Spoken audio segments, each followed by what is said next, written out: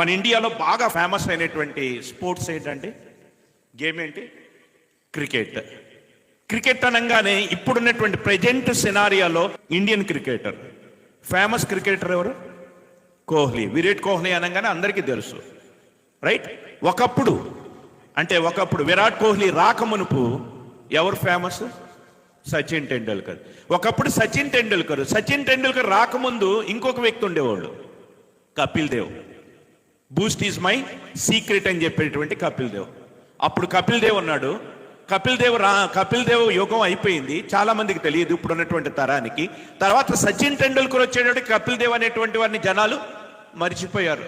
సచిన్ టెండూల్కర్ వచ్చిన తర్వాత మరి ఆ రికార్డులన్నీ అయిపోయిన తర్వాత విరాట్ కోహ్లీ అదే రీతిగా ఆడుతున్నప్పుడు జనాల మధ్య డిస్కషన్ వచ్చింది. ఏమొచ్చింది? విరాట్ కోహ్లీ గొప్పోడా, సచిన్ టెండూల్కర్ గొప్పోడా? ఇలా పోలిక వచ్చింది అంటే అర్థం ఏంటి? సచిన్ టెండూల్కర్ని కొన్ని రోజులకి జనాలు ఏమైపోతున్నారు? మర్చిపోతున్నారు. ఇప్పుడు విరాట్ కోహ్లీ వచ్చాడు, విరాట్ కోహ్లీ నిలబడ్డాడు. మరి విరాట్ కోహ్లీ ఎంతకాలం ఉంటాడు? రేపొద్దున ఇంకొకడు వస్తాడు, వారిని బట్టి విరాట్ కోహ్లీ కూడా మర్చిపోవటమే. అంటే నీకున్నటువంటి పేరు ప్రఖ్యాతలు, నీకున్నటువంటి ప్రతిష్ట, నీవు తెచ్చుకున్న గౌరవం, నువ్వు సంపాదించుకున్నటువంటిది ఏదైనా అది తాత్కాలికమైనదే. ఒకప్పుడు కపిల్ దేవ్, తర్వాత టెండూల్కర్, ఇప్పుడు కోహ్లీ, రేపొద్దున ఇవ్వడం. వాళ్ళకి ప్రతిభ ఉన్నప్పుడు, వాళ్ళకి గుర్తింపు ఉన్నప్పుడు మాత్రమే వాళ్ళని కూడా దేనికి వాడుకుంటారు? అడ్వర్టైజ్మెంట్స్కి వాడుకుంటారు. ఈ కీర్తి, ఈ ప్రతిష్టత ఎప్పుడైతే మసకబారిద్దో ఆటోమేటిక్గా వీళ్ళందరినీ కూడా పక్కన పెడుతూ ఉంటారు.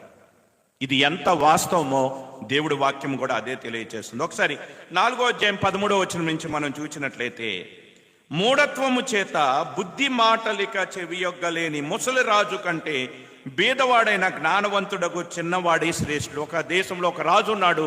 ఆ రాజు ముసలివాడయ్యాడు. ఆ ముసలితనంలో మరి చాదస్తం పెరిగింది కాబట్టి మూఢత్వం పెరిగింది. మూఢత్వము చేత మంచి మాటలు వినట్లేదంట.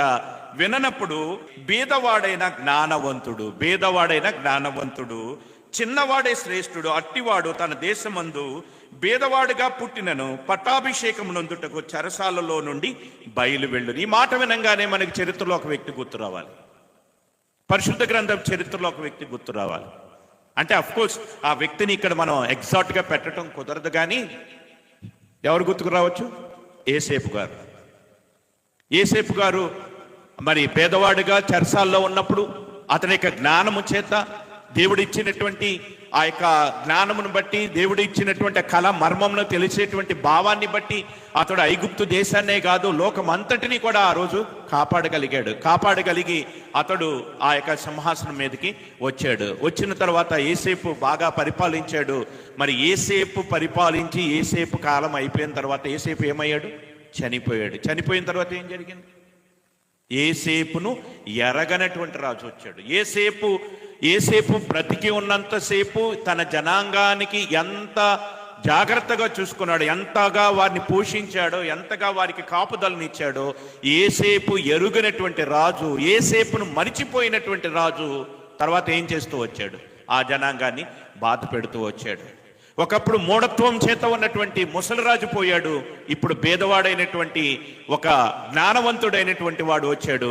మరి ఈ జ్ఞానవంతుడైనటువంటి వాడు ఎంతవరకు ఉంటాడు చూడండి 15వ వచనంలో, సూర్యుని క్రింద సంచరించు సజీవులందరూ గతించిన రాజునకు బదులుగా రాజైన చిన్నవాని పక్షమును నుందురని నేను తెలుసుకొంటిని. అతని ఆధిపత్యము క్రింద జనులకు లెక్కయే లేదు. అయినను తర్వాత రాబోబు వారు వీనియందు ఇష్టపడరు. ఈ లోకము, దేవుడు లేనటువంటి ఈ లోకంలో నీ స్థితి నా స్థితి అంతే. నీకు జ్ఞానం ఉన్నప్పుడు, నీకు ధనం ఉన్నప్పుడు, నీకు బలం ఉన్నప్పుడు, నీ చేతిలో అధికారం ఉన్నప్పుడు నిన్ను గుర్తిస్తారు.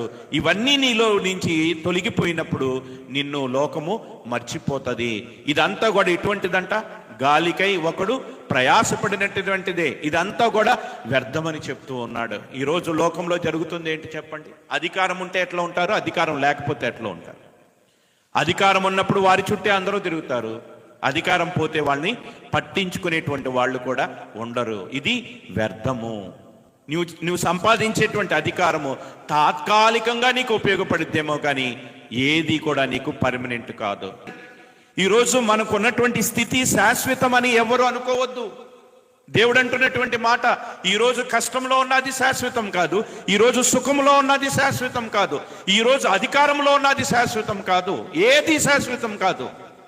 కారణం ఏమిటంటే మనిషి భూమి మీద నీడ అంత అస్థిరుడు. మనిషి యొక్క జీవితం భూమి మీద ఆవిరి వంటిది, ఎంతలో కనపడి అంతలోనే మావిరైపోయేటువంటి వాడు.